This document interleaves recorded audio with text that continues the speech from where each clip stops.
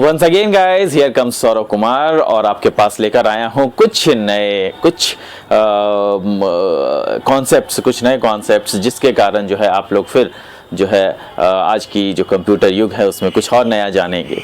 तो guys, here comes once again Saurabh Kumar and I will be talking about something which is very necessary and which is very conceptual.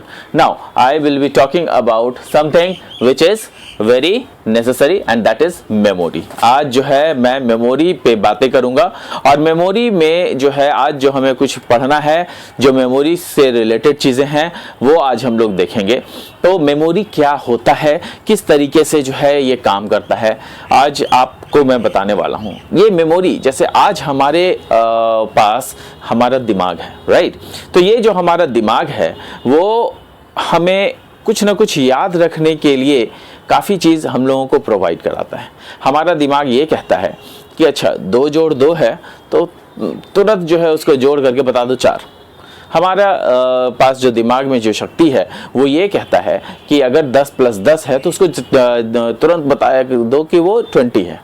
लेकिन अगर guys अगर ये देखा जाएगा कि जो 2 + 2 4 होता है और 10 + 10 20 होता है, लेकिन यही अगर एक बड़ा नंबर हो हमारे पास, तो हमारे पास जब बड़ा नंबर होगा तो हम लोग डिफिकल्टी में पड़ जाएंगे। जैसे 21586 + 21586 अगर ये हम लोग जो जोड़ने बैठेंगे तो it will take certain time.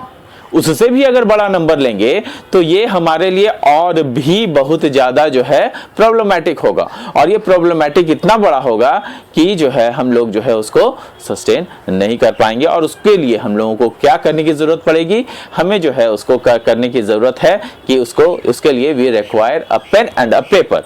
और नाउ आज हम लोग जो पेन और पेपर के रूप में जब उसको हम लोग देखेंगे तो पेन और पेपर के रूप में हमें जो है उसको लिखना पड़ेगा, उसको देखना पड़ेगा, उसको एडिशन करना पड़ेगा और उसके बाद हमें यह देखना पड़ेगा कि आखिर ये काम कैसे करता है, और उसके बाद जो है हम किसी रिजल्ट पे पहुंच पाएंगे। कहने का मतलब उसकी प्रोसेसिंग करेंगे, तब उसके बाद जो है हम लोग उसके रिजल्ट पे पहुंचेंगे। तो गाइस, हम लोग अगर ह्यूमन बीइंग्स हैं, हमारे पास दिमाग है, तब हम लोग ये काम कर पाते हैं।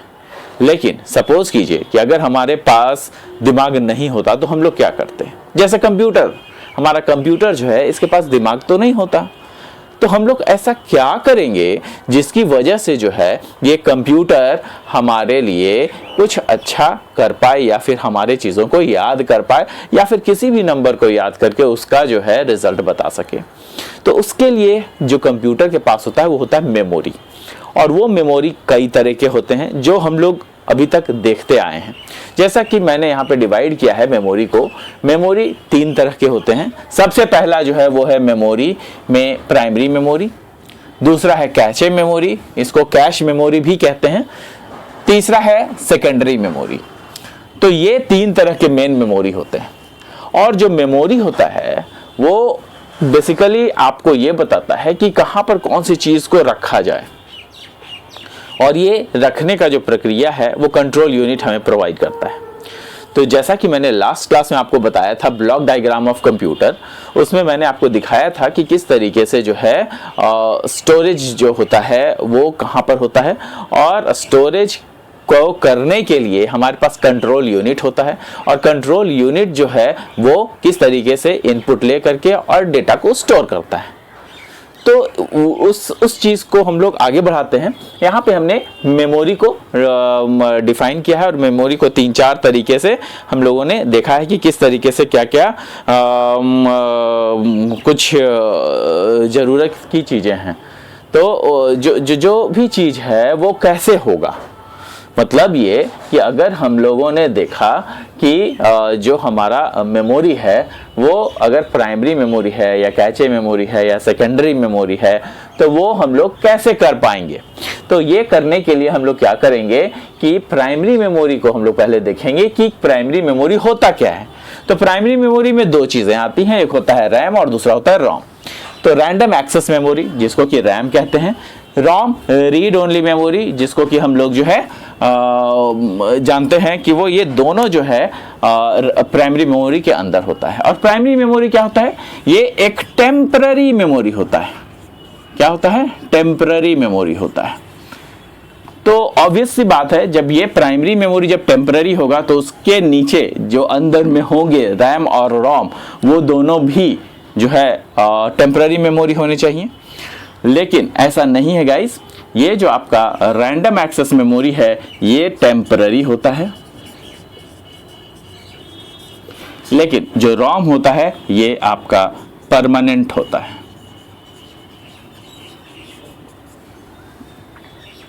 अब यहाँ पे ये समझने वाली बात है कि जो प्राइमरी मेमोरी है वो अगर टेम्पररी है तो रैम और रोम में दोनों में अलग अलग चीज़ें क्यों हैं। जैसे रैम टेम्पररी मेमोरी है और रोम रीड ओनली मेमोरी है। पहले गाइस हम लोग ये समझने का कोशिश करेंगे कि ये रैम टेम्पररी का मतलब क्या है। तो टेम्पररी का क्या मतलब होता है कि जब भी हम लोग बातें करते हैं कि हमारा कंप्यूटर जो है वो अगर टेम्पररी डेटा स्टोर करता है, इसका मतलब होता है कि डेटा को कुछ क्षणों के लिए स्टोर करना। कुछ क्षणों के लिए स्टोर करने का मतलब क्या है? कुछ क्षणों का मतलब ये होता है कि अगर डेटा यहाँ पे होगा तो हम लोग कुछ देर के लिए उसको प्राइमरी मेमोरी स्टोर करके रखेगा। जब आपका पावर ऑफ हो जाएगा या कंप्यूटर किसी तरीके से बंद हो जाएगा तो वो जो डेटा जो भी प्राइमरी मेमोरी में है वो अपने आप स्वतः डिलीट हो जाएगा। तो इसीलिए क्या होता है कि जो आपका डेटा है वो कहीं ना कहीं स्टोरेज तो चाहिए उसको, तो स्टोरेज चाहिए, उसके लिए प्राइमरी मेमोरी को स्टोर करता है। लेकिन हमेशा बार बार उसी डेटा को हम लोग हर बार नहीं डाल सकते, इसी के लिए हमारे पास सेकेंडरी मेमोरी होता है जो कि ये एक परमानेंट मेमोरी है, जिसका कि जो डेटा रखने की क्षमता है वो काफ़ी ज़्यादा होती है, जबकि प्राइमरी मेमोरी में डेटा रखने की क्षमता कम होती है और सेकेंडरी मेमोरी में डेटा को रखने की क्षमता बहुत ज़्यादा होती है। मतलब उसमें हम लोग जो है डेटा बहुत ज़्यादा रख सकते हैं। अब समझिए थोड़ा सा कि मेमोरी का जो सबसे छोटी यूनिट है, जिसको सबसे छोटी यूनिट बोलेंगे, वो क्या होता है? बिट्स। वो होता है बिट्स। अब ये बिट्स जो है, अगर 1 बिट 2 बिट 4 बिट ऐसे अगर ये मैं आपको दिखाना चाहूँ तो कैसे दिखा सकता हूँ? यहाँ पे देखिए एक मेमोरी का मैं डायग्राम बना रहा हूँ। यहाँ पर समझिए कि अगर इस तरीके का डेटा है,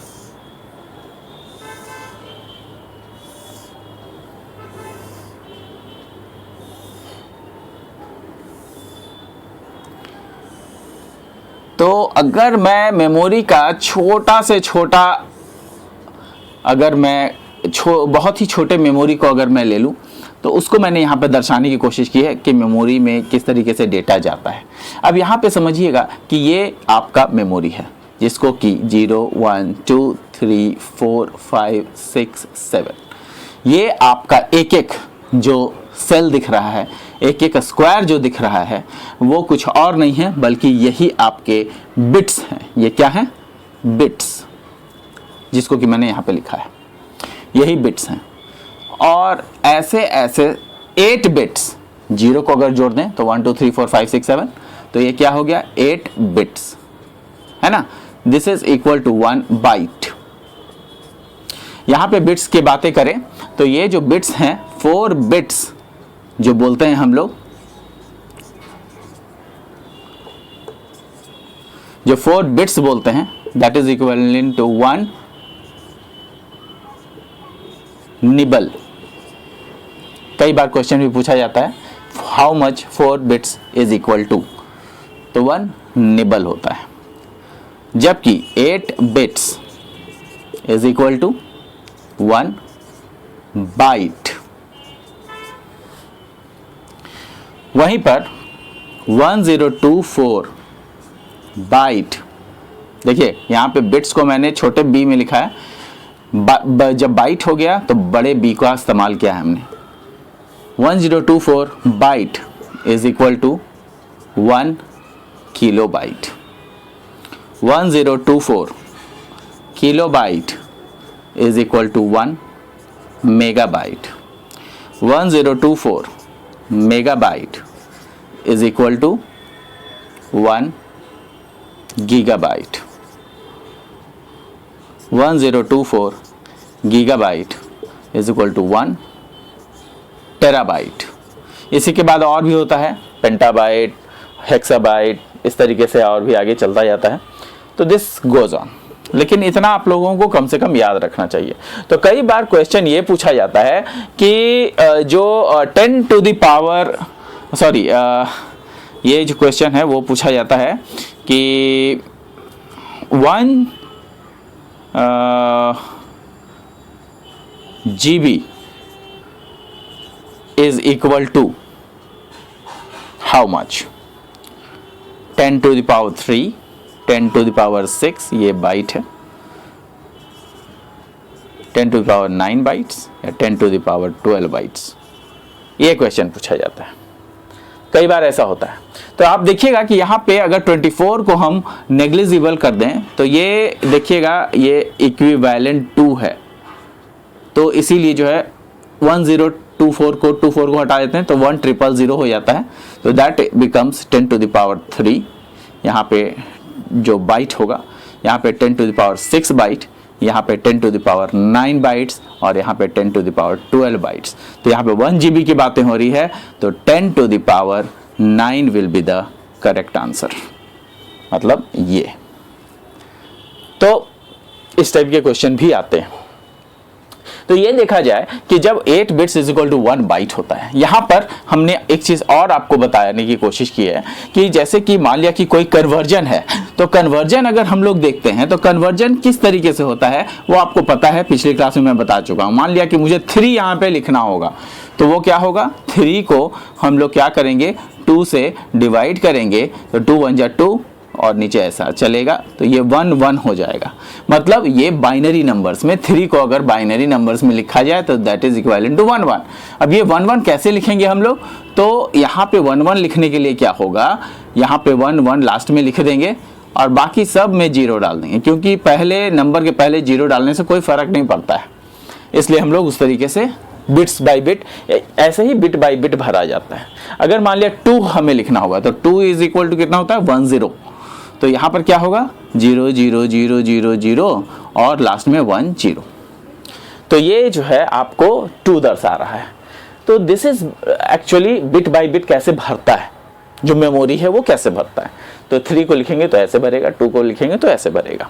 अब उसी को अगर हम लोग थोड़ा सा इधर देखें तो यहाँ पे जो आपका टेम्पररी मेमोरी है या रीड ओनली मेमोरी है, तो ये सब को हम लोग किस तरीके से आगे देखेंगे कि कैसे काम करता है। तो जो रैम है वो क्या होता है, टेम्पररी मेमोरी होता है। मतलब जो भी हम काम करते हैं, अगर मान लिया हमने कोई प्रोग्रामिंग की या फिर हमने कुछ कोई भी काम किया है जिसके लिए इंस्ट्रक्शंस कंप्यूटर को दिए गए हैं, तो अगर कोई काम इस तरीके का करते हैं तो वो ऑब्वियसली आपका प्राइमरी मेमोरी में जाता है, सबसे पहले प्राइमरी मेमोरी में जाता है। लेकिन अगर उसको हम परमानेंटली स्टोर करना चाहते हैं, अगर मान लिया सपोज कीजिए कि हमने कोई प्रोग्राम लिखा और उसको हमने केवल रन करा दिया, तो वो प्राइमरी मेमोरी में ही है। लेकिन अगर उसे हमने सेव कर दिया तो वो कहाँ जाएगा, जब हमने सेव किया तो it will go to the secondary memory. तो सेकेंडरी मेमोरी यहाँ पर आपका जो है रोल प्ले करता है कि जब भी चीज़ों को परमानेंटली स्टोर किया जाता है तो वो सेकेंडरी मेमोरी में स्टोर होता है। अब एक चीज़ और मैं आपको बताना चाहूँगा कि यहाँ पर जो प्राइमरी मेमोरी है और जो सेकेंडरी मेमोरी है, दोनों का काम बहुत अलग अलग है। ये आपका जो करंट डेटा है, जो करंट आप इंस्ट्रक्शन देते हो, उसके बेसिस पे ये काम करता है। लेकिन जब उसी करंट डेटा को हमें फाइनल आंसर के साथ, आउटपुट के साथ जब मिल जाता है, तो उसको अगर हम परमानेंटली स्टोर करना चाहते हैं तो वो हम लोग सेकेंडरी मेमोरी में कर सकते हैं।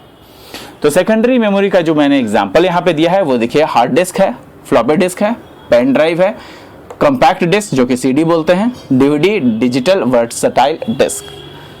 तो इस तरीके का जितने भी जो बाहर से मेमोरी लगते हैं वो सब सेकेंडरी मेमोरी हैं। जो आपके मोबाइल में चिप भी लगते हैं तो वो भी सेकेंडरी मेमोरी है। लेकिन वहीं पर जो प्राइमरी मेमोरी होता है वो अलग होता है। प्राइमरी मेमोरी जो है उसको हम लोग जो है मशीनरी कंपोनेंट के अंदर ही लगाए जाते हैं, वो उसको हम लोग एक्सटेंड कंप्यूटर में कर सकते हैं लेकिन मोबाइल वगैरह में एक्सटेंड नहीं कर सकते हैं। That is a kind of memory which is already fitted by the manufacturer। तो उसमें जो है मैन्युफैक्चरर के द्वारा ही वो करना होता है, और मैन्युफैक्चरर के द्वारा जैसे ही होता है वैसे ही जो है हम लोग उसी वैसा ही जो संरचना है उसको ही हमें एक्सेप्ट करना पड़ता है। जैसे अगर आपके मोबाइल में कुछ 4 GB का रैम है, या फिर आपका जो मोबाइल है वो 64 GB का रैम है, क्या लिखता है 64 GB रैम या 64 GB रोम भी कई बार आपको देखने को मिल जाएगा कि 64 GB रोम लिखता है, तो that is what, that is the main memory, that is the primary memory, और उसी में स्टोरेज की क्षमता है, उसी को प्राइमरी और सेकेंडरी में बांट दिया गया है, इसीलिए हम लोग परमानेंटली उसमें स्टोर भी कर पाते हैं। ठीक है, वहीं पर ये जो आपका बीच में है ये कैचे मेमोरी है। तो कैचे मेमोरी का बड़ा ही सुंदर रोल है यहाँ पे। तो जो कैचे मेमोरी होता है वो बहुत ही छोटा होता है और बहुत ही शार्प होता है। शार्प मतलब कहने का मतलब बहुत तेज होता है, और इसका जो काम है वो ये है कि छोटा है और बहुत तेज काम करता है, लेकिन ये जो है ये अपने आप को शो करता है कि मैं बहुत ही बड़ा हूँ, और ये एक वर्चुअल जिसको बोलते हैं, जिसको कि कहते हैं कि हमारे पास जो है बहुत मेमोरी है, वो ऐसा शो करता है। जैसे एग्जाम्पल, अगर आप जो है प्ले करते हैं, कोई मूवी प्ले करते हैं, तो कोई भी मूवी देखते हैं तो कम से कम 1 GB 2 GB 4 GB का होता है। तो जो भी आप मूवी देखते हैं वो 4 GB का या 2 GB का जो भी मूवी होता है, वो ये जो कैचे मेमोरी होता है वो करीबन जो है 2 MB का होता है। ये 2 MB का भी हो सकता है, 4 MB का भी हो सकता है, 8 MB का भी हो सकता है।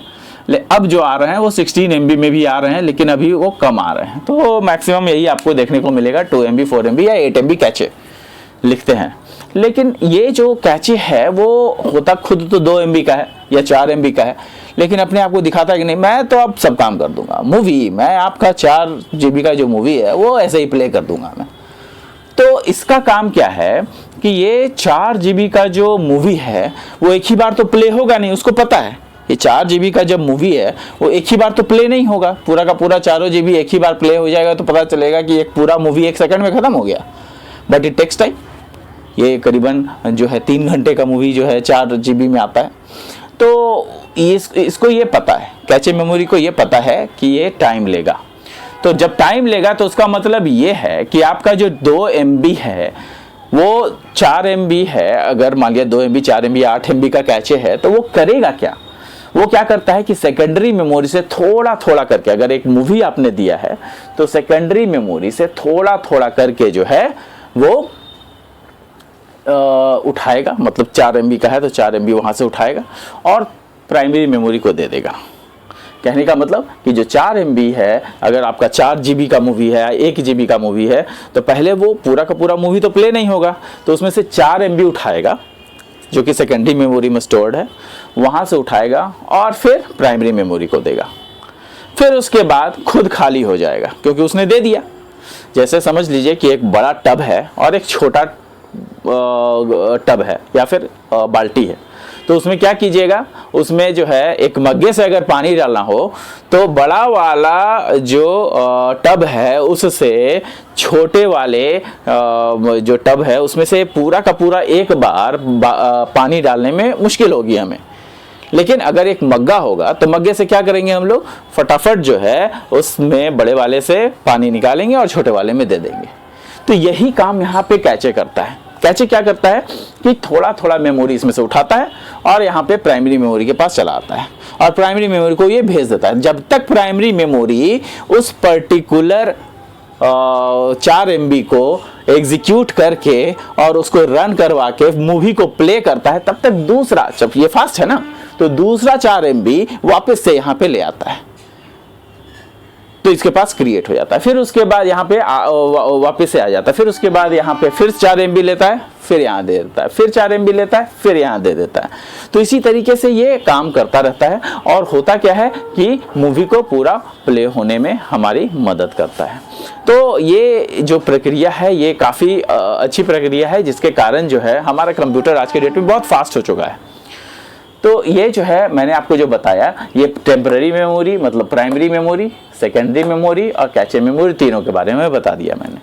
सेकेंडरी मेमोरी परमानेंटली डेटा को स्टोर करता है, ये बड़ा होता है, जिसमें कि आपके ये टीबी में आते हैं, जीबी में आते हैं, जो परमानेंटली डेटा को स्टोर करने में हमारी मदद करते हैं, जैसे हार्ड डिस्क हुआ, फ्लॉपी डिस्क हुआ, पेन ड्राइव हुआ, सीडी हुआ, डीवीडी हुआ। इन सब चीज़ों को हम लोग सेकेंडरी स्टोरेज कहते हैं या सेकेंडरी मेमोरी कहते हैं। जबकि कैचे मेमोरी एक फास्ट मेमोरी है, छोटा मेमोरी है, और वो क्या काम करता है, वो सेकेंडरी मेमोरी से डेटा को डायरेक्टली आपको प्राइमरी मेमोरी को देने में हमारी मदद करता है। नेक्स्ट जो है वो है कि आपका जो प्राइमरी मेमोरी है वो रैम और रोम में बांटा गया है। तो ये जो रैम होता है वो स्टैटिक रैम और डायनेमिक रैम में बटा हुआ है। स्टैटिक रैम जो चीज़ें फिक्स्ड हो उसको स्टैटिक रैम कहते हैं। जैसे अगर x इज इक्वल टू 2 हमने लिख दिया तो that becomes fixed, that is fixed, तो इसलिए स्टैटिक रैम में होगा। जबकि डायनेमिक रैम में अगर x की वैल्यू है और वो x की वैल्यू क्या है ये हमें पता नहीं है, ये हम बाद में इनपुट कराएंगे, तो जब बाद में कराएंगे तो वो 2 भी लेगा, 4 भी लेगा, हो सकता है 10 भी ले, कुछ भी ले जो हम लोग दें, तो उन चीज़ों को हम लोग डायनेमिक रैम में रखते हैं। तो this is the main difference. हालांकि ये आपको पढ़ना नहीं है अभी, आप रैम और रोम ही पढ़िए। रोम क्या होता है, रीड ओनली मेमोरी है। रीड ओनली मेमोरी क्या होता है, रीड ओनली मेमोरी जो है प्रोग्रामेबल, ये ऐसे रीड ओनली मेमोरी होते हैं, नाम ही से आपको पता चल रहा होगा रीड ओनली, कहने का मतलब कि ऐसा मेमोरी जिसको केवल और केवल रीड किया जाए, मतलब उसमें ऑलरेडी पहले से चीजें हैं, तभी तो वो कहलाता है परमानेंट मेमोरी। तो जो रीड ओनली मेमोरी है वो परमानेंट मेमोरी होता है, इसमें ऑलरेडी पहले से चीज़ें रखी जाती हैं, जैसे कि कोई प्रोग्रामिंग, या आपने देखा होगा कि जो आपका डायोड्स, ऐसे डायोड्स होते हैं, ये क्या है, ये होते हैं डायोड। फिर आप देखते होंगे कि इस तरीके का ट्रांजिस्टर होता है,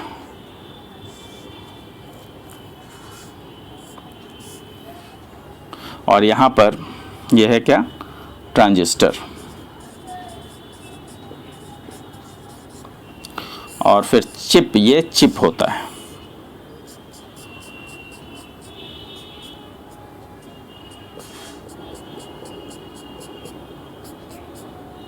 यह है चिप।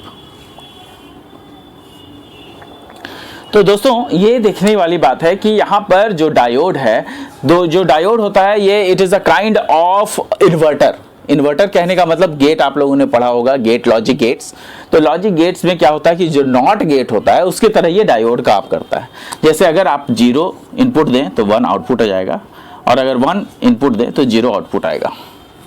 वैसे ही तो ऐसे ऐसे कई सारे डायोड मिलकर ट्रांजिस्टर बनाते हैं, और ऐसे ऐसे कई सारे ट्रांजिस्टर मिल करके ये चिप बनाते हैं। मतलब जो चिप होता है उसमें डायोड और ट्रांजिस्टर्स दोनों के कॉम्बिनेशंस होते हैं।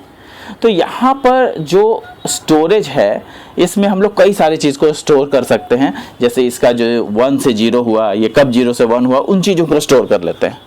तो उन चीज़ों को जब स्टोर करते हैं तो उसी के लिए चिप जो है फेमस हो गया कि चिप में हम लोग बहुत सारा चीज़ स्टोर कर सकते हैं। इसी बेसिस पे 0 और 1 की बेसिस पे ही ये स्टोरेज होता है, जो मैंने यहाँ पे बताया है। अब यहाँ पर देखिएगा कि जब ये स्टोर करता है तो ये इसी के रूप में हम लोग प्रोग्राम भी स्टोर कर पाते हैं, जो प्रोग्राम हम लोग चलाते हैं। तो ऐसा जो प्रोग्राम है, अगर हम लोग कोई प्रोग्रामिंग करते हैं और उसको हम लोग इसमें स्टोर कर दें तो वही प्रोग्राम हमेशा स्टोर्ड रह जाएंगे। तो वही चीज़ ये रोम में होता है, यही आपके रोम होते हैं, रीड ओनली मेमोरी, जिसमें कि प्रोग्रामिंग एक बार कर दिया गया तो you can not delete it. तो यहाँ पर वही परमानेंट मेमोरी है जिसमें कि प्रोग्रामिंग कर दिया जाता है। ये प्रोग्रामेबल, देखिए जो 3 तरह के कौन कौन से होते हैं, प्रोग्रामेबल, रीड ओनली मेमोरी। फिर दूसरा होता है erasable programmable read only memory, erasable programmable read only memory. तो ये जो erasable programmable read only memory है, ईपीरॉम इसको बोलते हैं, ईपीरॉम।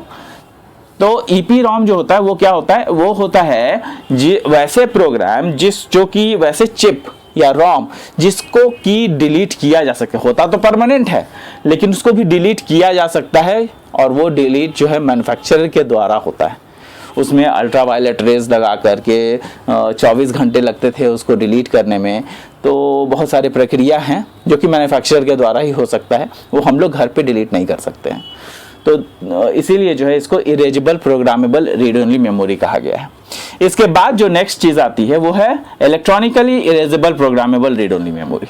अब electronically erasable programmable read only memory कहने का मतलब कि कुछ और with the advancement in technology हम लोगों ने क्या किया, कुछ ऐसे रॉम बनाए जिसमें कि इलेक्ट्रॉनिकली भी हम लोग उसको डिलीट कर सकते हैं, जो कि हम लोग फिर अपने आप से भी कर सकते हैं अगर प्रोग्रामिंग आया तो, और नहीं तो फिर मैन्युफैक्चरर के द्वारा भी ये डिलीट किया जा सकता है। लेकिन होता परमानेंट है, एक बार प्रोग्राम डाल दिया तो फिर वो मिटता नहीं है, हटता नहीं है, उसमें कुछ चेंजेस वगैरह किए जा सकते हैं जो कि प्रोग्रामर होते हैं वो कर सकते हैं, या तो फिर जो है जो मैन्युफैक्चरर होता है वो कर सकता है।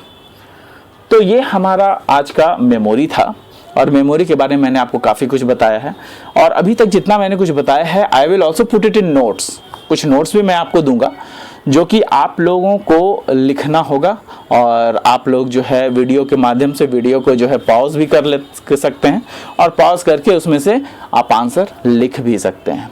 तो गाइज ये हमारा आज का मेमोरी पर जो चर्चा हुई है, इसको आप लोग थोड़ा सा अपने हिसाब से निकालेंगे। बुक्स वगैरह में काफ़ी में दिया हुआ है, नहीं तो फिर आप इंटरनेट पे ही खोजेंगे, और इसको खोज करके इसके जितने भी डेफिनेशंस हैं वो आप लोग पढ़ लेंगे, और ये आपका होमवर्क है।